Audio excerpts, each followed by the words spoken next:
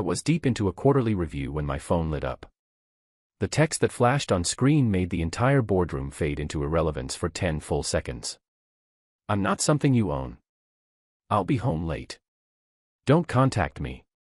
Brief. Distant. Final.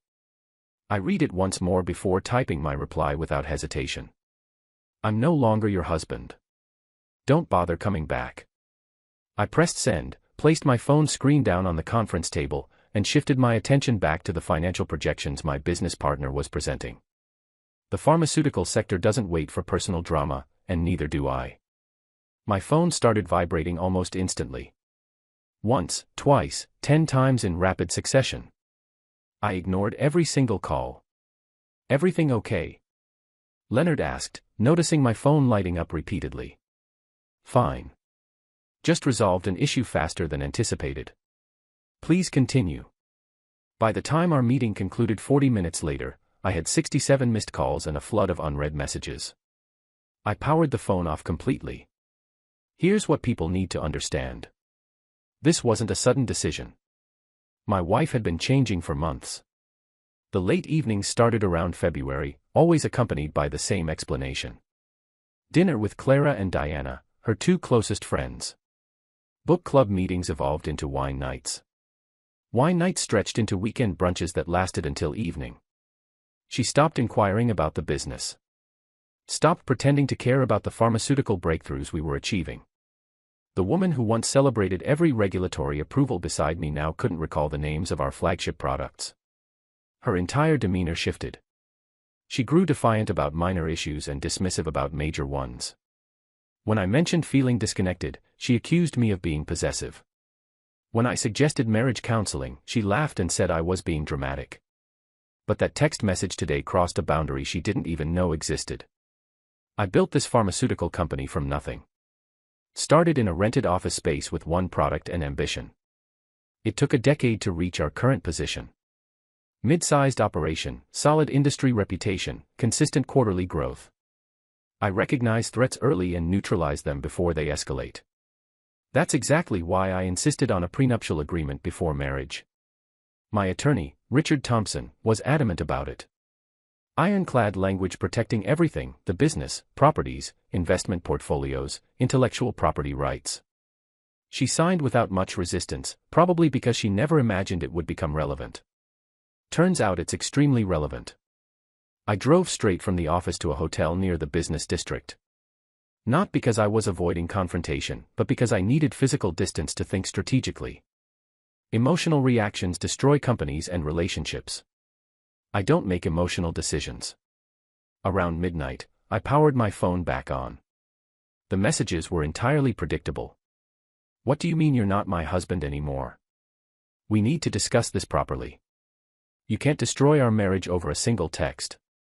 I didn't mean it that way. Please come home. I deleted every message without responding. Then I sent one final text. Direct all future communication through my attorney. Next, I called someone I'd used previously for corporate security matters, a private investigator who specialized in protecting intellectual property and uncovering industrial espionage. I need comprehensive surveillance on someone. Discreet, thorough, and I need results within 48 hours. Who's the target? My wife. A pause. Understood. I'll begin tonight. I ended the call and stared at the hotel ceiling. Was I overreacting? Possibly. But successful people trust their instincts, and mine were screaming that something was fundamentally wrong. That message wasn't merely disrespectful. It was calculated. Designed to establish new power dynamics in our relationship. She simply didn't realize I never play games where I'm not controlling every variable. I fell asleep knowing one absolute certainty. By week's end, I'd know precisely what she'd been doing, and she'd understand exactly what she'd lost. The investigator's name was Victor Shaw, former federal agent, now private sector. He'd helped me previously when a competitor attempted planting someone inside our research division. Thorough, discreet, and expensive. 46 hours after hiring him, we met in a conference room at my office after business hours. He slid a folder across the table. You won't like what's inside. I didn't hire you to like it. I hired you to uncover it. He opened the folder. Photographs spilled out. My wife entering a downtown apartment complex. Leaving the same building hours later. Meeting two women at upscale restaurants, Clara and Diana, her supposedly devoted friends. But there was a fourth person in several photos, a man I'd never seen before. His name is Derek Harrison. Executive Vice President at Sterling Pharmaceuticals. My jaw tightened. Sterling Pharmaceuticals was our primary competitor. How long has this been happening? Best estimate, approximately 4 months. But here's the concerning part. Victor pulled out additional documents. The two friends have been facilitating everything. Booking hotel rooms under their names, providing alibis. And they've been meeting with Harrison separately, without your wife present. Corporate espionage, I said. That would be my assessment. I obtained phone records through legal channels. Your wife has been texting Harrison daily, but she's also in group chats with these two friends. The topics are revealing. He slid his tablet toward me. I scrolled through the messages. My stomach turned, but my expression remained neutral. Does he know about the research pipeline? When's the regulatory approval meeting? He wants information about security protocols. And her responses, vague but clearly fishing for information from me. I asked him about the new product launch. He wouldn't share details. Security is stricter now. He changed several passwords last week. Victor leaned back. She's been asking you questions, hasn't she? I thought back. 3 months ago, she suddenly became interested in my work again. Asked about launch strategies. Wanted to know about patent filings. Seemed curious about our security systems. I deflected every time, attributing it to renewed interest in our marriage. My instincts had been sharper than I'd given them credit for. What's Harrison's angle? From what I've pieced together, he's been making promises. The two friends expect some form of compensation, possibly stock options or cash payments if certain information becomes available. Your wife. He paused. I believe she thinks this is genuine, the affair, I mean. She might not fully comprehend she's being manipulated. That's not my concern. Fair enough. Victor closed the folder. One more thing. Sterling Pharmaceuticals has been unusually aggressive lately. Undercutting our proposals, launching competing products immediately before ours reach market. Almost as if they possess insider information. Because they do. I stood and walked to the window. The city lights stretched endlessly below. I'd built this company in this city. Every street represented a medical office, clinic, or hospital that trusted our products. And someone was attempting to dismantle that using my own wife. What's your next move? Victor asked. I'm going to let them believe they're succeeding. Change nothing obvious. Keep the investigation confidential. But I want everything documented. Every meeting, every message, every financial transaction. If Harrison promised those two friends compensation, I want proof. If money changed hands, I want records. And your wife. She made her choice when she sent that message. Now she's simply another security threat to my company. I'll handle her the same way I handle any threat, eliminate it completely. Victor gathered his materials. I'll continue investigating. Give me another week. I'll have enough evidence to destroy all of them. After he left, I called Richard Thompson at home. He answered on the second ring. We have a problem. Corporate espionage problem. I need you in the office first thing tomorrow. Bring someone who specializes in intellectual property litigation. How serious? Serious enough that our prenuptial agreement is about to become the least of anyone's concerns. I retrieved the prenup copy from my office safe and turned to page 7, section 12. Infidelity clause with complete asset protection. She received nothing.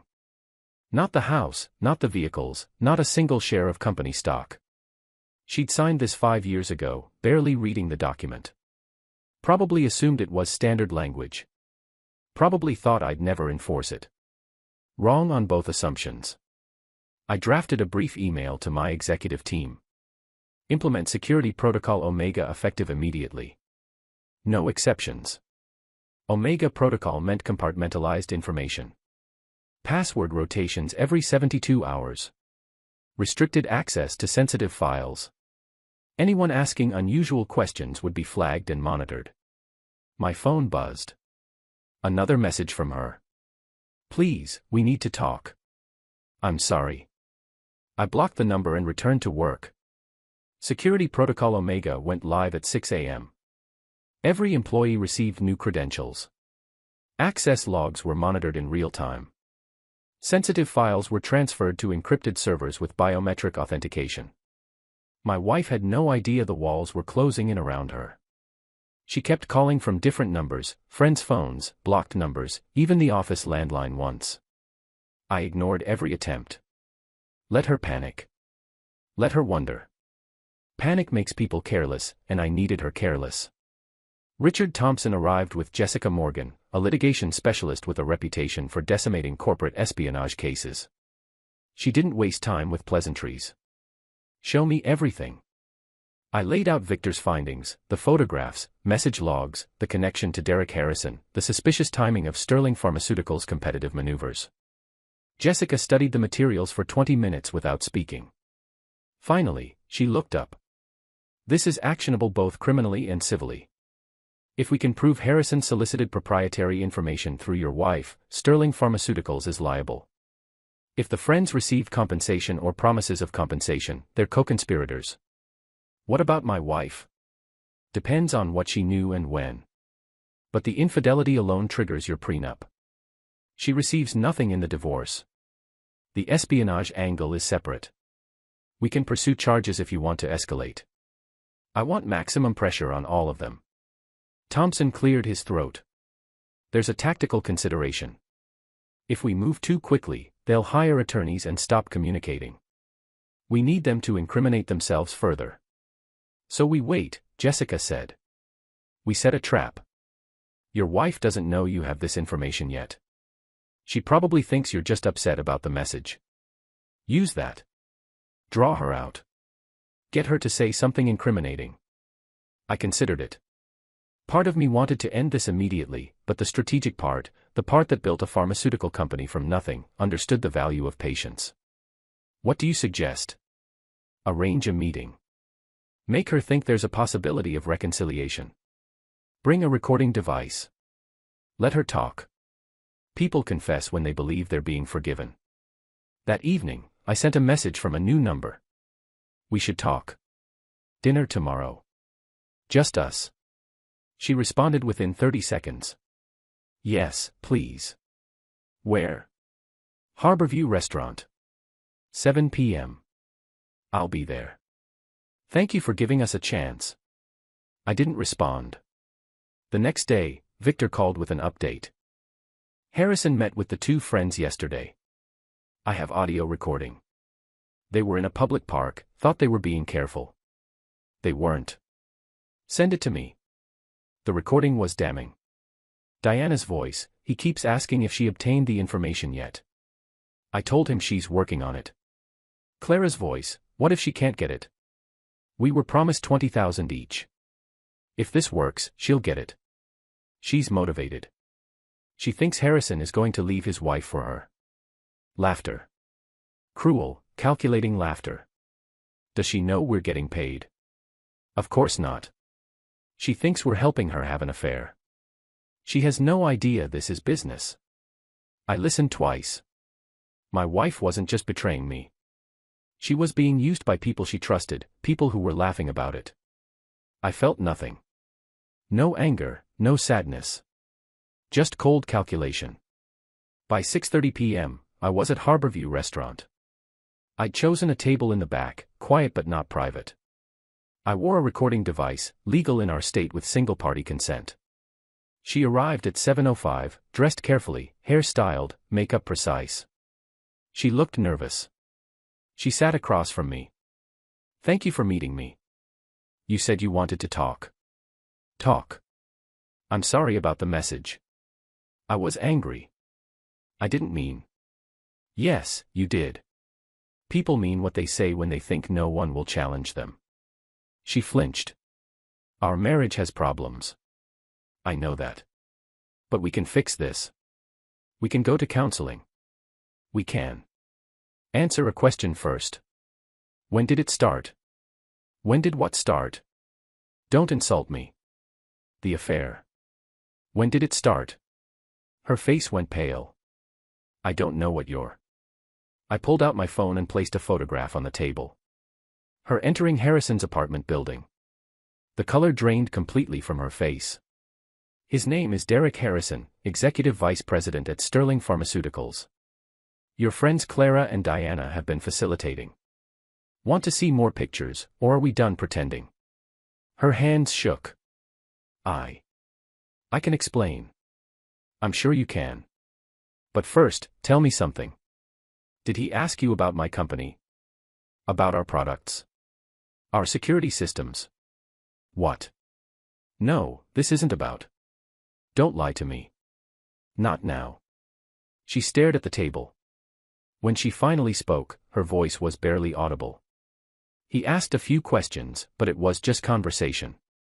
He was interested in my life. Interested in my company's intellectual property, you mean? No, it wasn't like that. I leaned forward. Here's what's going to happen. You're going to leave this table, pack your belongings, and vacate my house. You have 48 hours.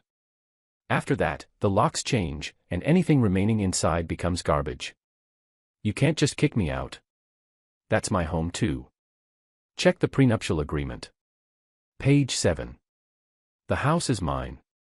Always was. Tears started falling. Please, I made a mistake. I was lonely. You work constantly and he paid attention to me.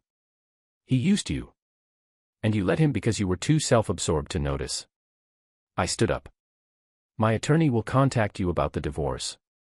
Don't bother contesting it. You signed away any right to fight when you signed that prenup. What about us?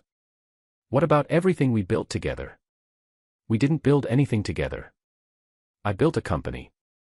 You decorated a house with my money. There's a difference.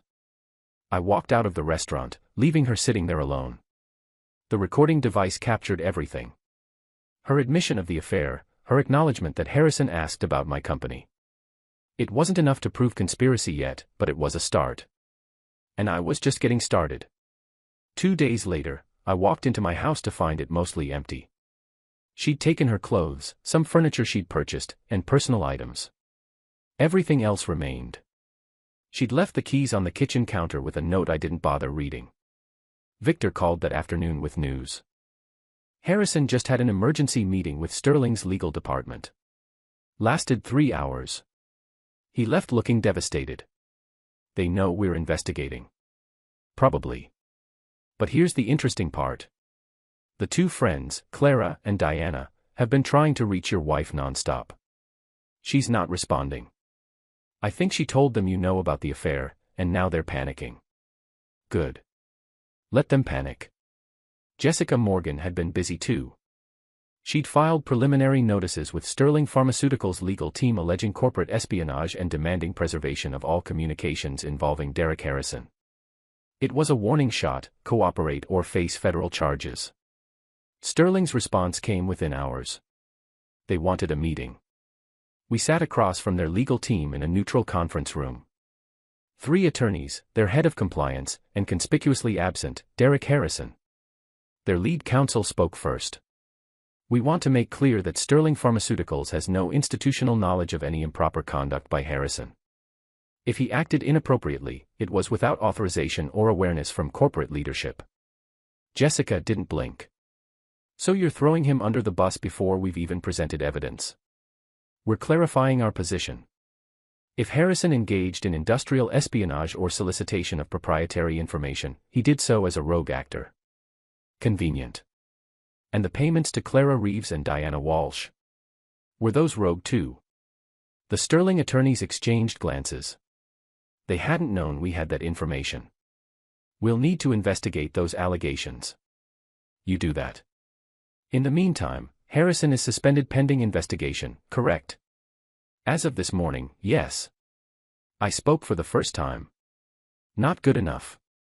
I want him terminated. I want a formal admission that your company's recent competitive advantages came from stolen information. And I want assurances this never happens again, in writing, with financial penalties attached. That's a significant demand. It's a reasonable demand considering the alternative is federal prosecution and a public scandal that destroys your reputation. The meeting ended with them requesting 48 hours to confer with their board.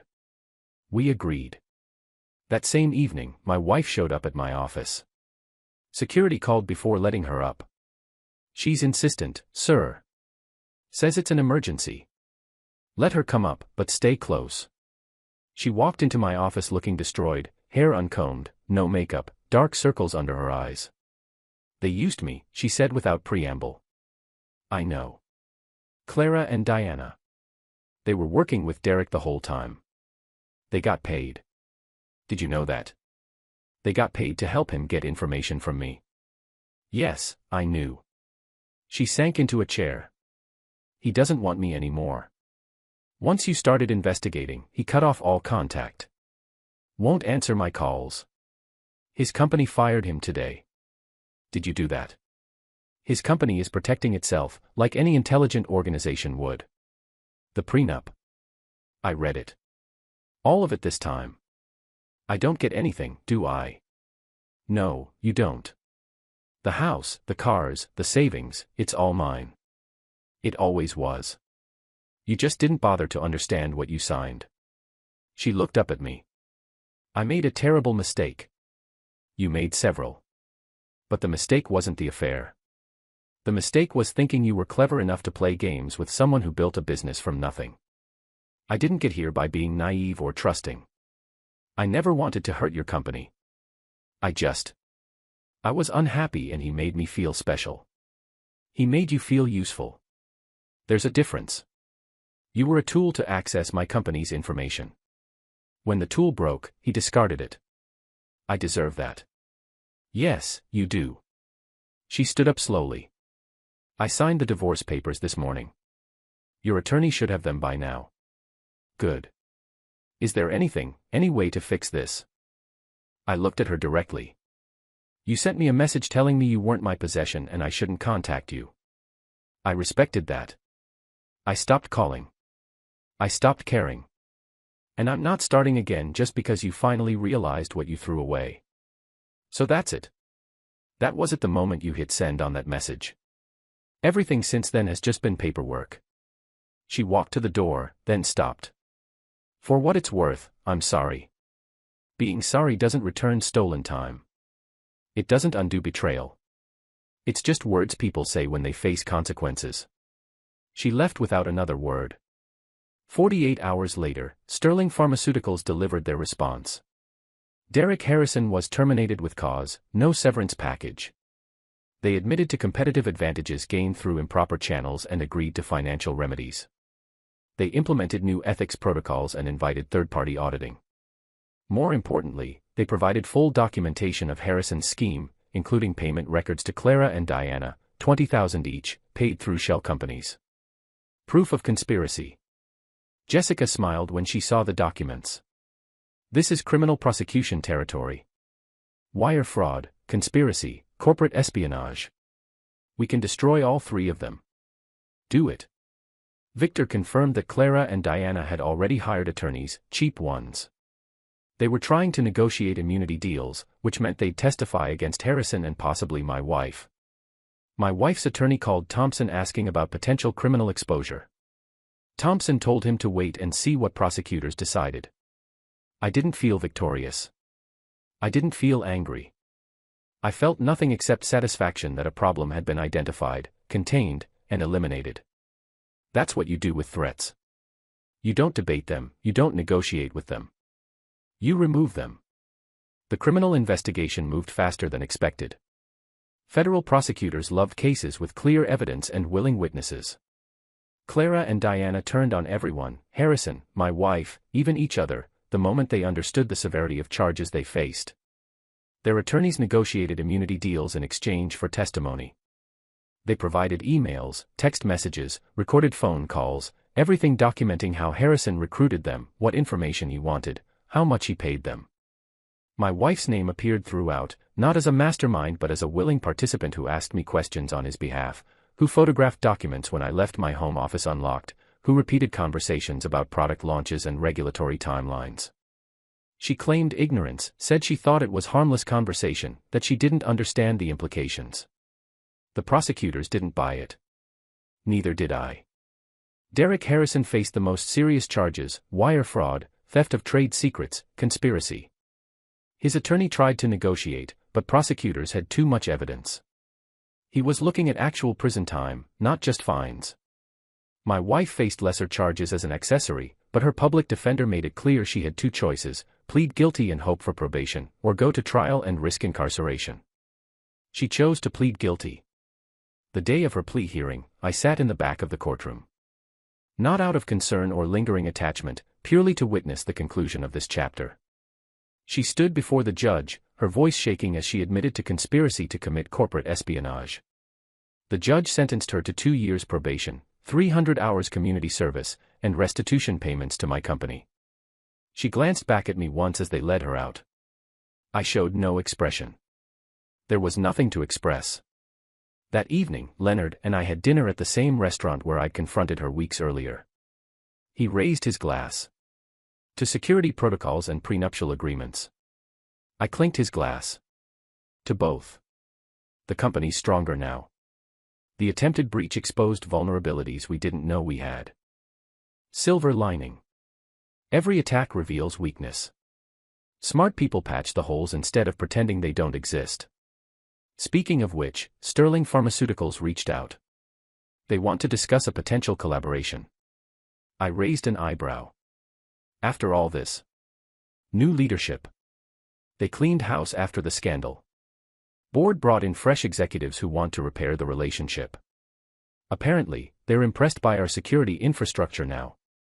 Tell them we're open to discussions, but only after a 12-month cooling-off period, and only if they agree to joint ethics oversight.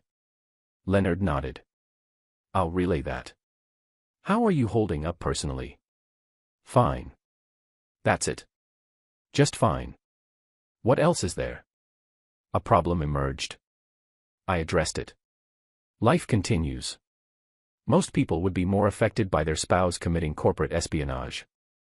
Most people make emotional decisions. I don't have that luxury. He studied me for a moment. When you first told me what happened, I thought you were being too harsh, too cold. But watching how you handled it, protecting the company, protecting yourself, never flinching, I understand now. You didn't just react. You executed a strategy. Every situation is strategic if you approach it correctly. Marriage, business, conflicts, they all follow the same principles. Identify objectives, assess resources, eliminate obstacles, achieve goals. And the emotional component. Emotions are data points, not decision makers. I registered anger, betrayal, disappointment. I processed those feelings. Then I moved forward based on facts and optimal outcomes. My phone buzzed. A message from an unknown number. I know you won't respond, but I wanted you to know I understand what I lost. You were right about everything. I'm sorry. I showed Leonard the screen. Should I respond? Do you want to? No. Then don't. I deleted the message and blocked the number. The waiter brought our entrees. We shifted conversation to expansion plans, new product pipelines, market opportunities. The past became irrelevant within minutes. That's the thing about moving forward, you have to actually move. You can't drag yesterday's failures into tomorrow's opportunities. 3 weeks later, the divorce was finalized. I received documentation showing all assets remained under my control. She received confirmation that her name was removed from all accounts, properties, and legal associations with me. Victor Shaw called to close his final report. Harrison took a plea deal. 18 months in federal prison. Clara and Diana completed their immunity agreements. Your former wife finished her probation intake. Case closed on all fronts. Send your final invoice to accounting. Already did. Pleasure working with you again, though I hope there's not a third time. There won't be. I upgraded more than just company security. After hanging up, I sat in my office looking out at the city. The same view I'd had the night this started. The same buildings, the same streets. Nothing had changed externally. But internally, I'd eliminated a vulnerability. Closed a door that should never have been opened. Removed someone who saw me as a resource rather than a person. My phone rang. Leonard's voice came through. Board meeting in 10 minutes. Ready. On my way. I grabbed my tablet and headed to the conference room.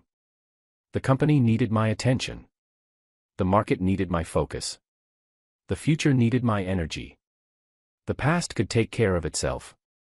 And if my former wife spent the rest of her life regretting a text message she sent in a moment of arrogance and manipulation, well, that was simply the natural consequence of poor decision-making. I'd moved on the moment I typed my response.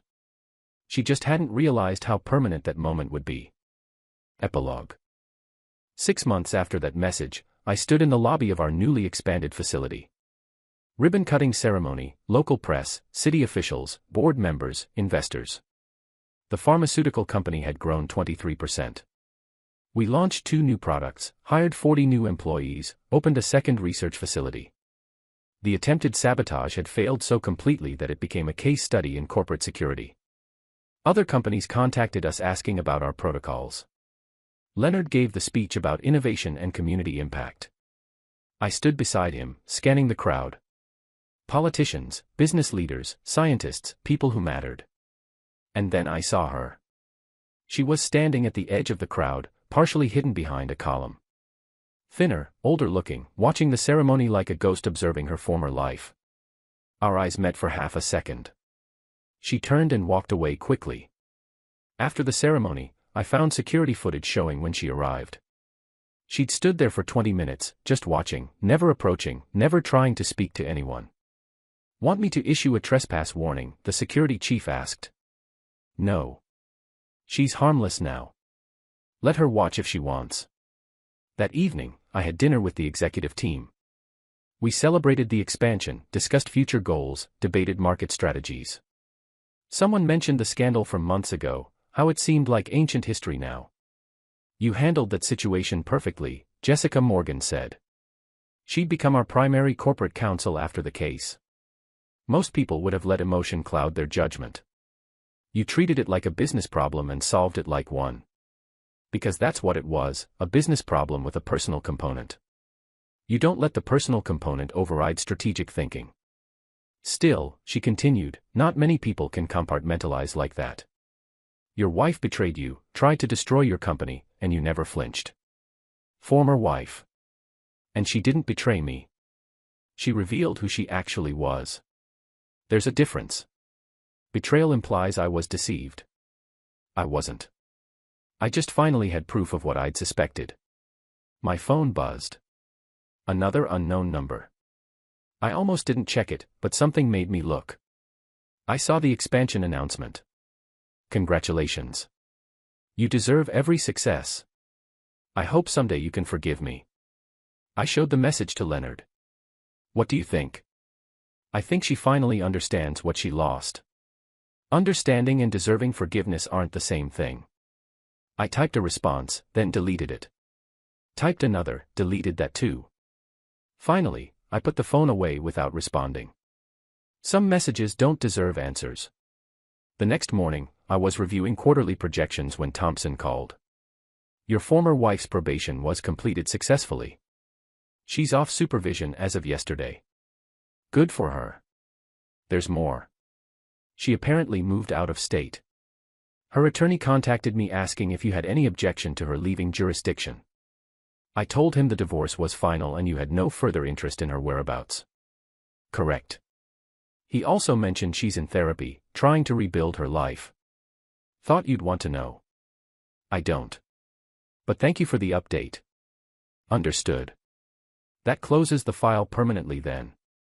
After hanging up, I pulled up the message she'd sent the day this started. The one that changed everything. I'm not something you own. I'll be home late. Don't contact me. And my response. I'm no longer your husband. Don't bother coming back. 10 words that ended a marriage. 67 missed calls that went unanswered.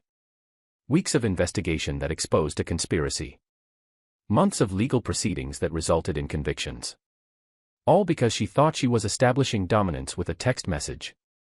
I deleted the entire conversation thread and emptied the trash folder. That afternoon, I had lunch with Victor Shaw. He'd become a friend beyond his professional role. "You seem lighter," he observed. Lighter. Less burdened. Like you finally closed a door that was stuck open. Maybe. Or maybe I'm just focused on what matters now instead of what mattered before. The company's thriving. That must feel good. It does, but not because I proved something or won some competition. It feels good because we're doing meaningful work. Creating products that help people, building something that lasts. And personally, I considered the question. Personally, I learned that protecting what you build is more important than mourning what you lose. She was never part of what I built. She was adjacent to it. When she left, nothing structural changed. That's a lonely way to see marriage. It's an honest way to see that particular marriage. Maybe someday there will be a different one, with someone who sees partnership as building together, not accessing what's already built. Fair enough. We finished lunch and went our separate ways. I returned to the office, dove into work, lost track of time until Leonard knocked on my door at 7 p.m. Go home. The company will survive without you for 12 hours. I know. Just finishing the compliance review. It can wait. You've been here since 6 this morning. He was right. I gathered my things and headed to my car. The house was quiet when I got home. Exactly as I liked it. No drama, no complications, no hidden agendas. I made dinner, reviewed some documents, watched news coverage of our expansion. Normal evening. Productive evening. My phone buzzed one final time. Same unknown number from earlier. I know you won't respond. I just wanted to say I hope you find someone who deserves you. Someone who sees what I couldn't see. Goodbye. I read it twice. Then I blocked the number permanently. Not out of anger, not out of bitterness. Simply because the chapter was closed, and reopening it served no purpose. She'd sent a message 6 months ago declaring independence from being my possession. I'd responded by granting her exactly what she asked for, complete and total absence from my life. She just hadn't realized that's what she was actually requesting. Some lessons cost everything to learn. That wasn't my problem anymore.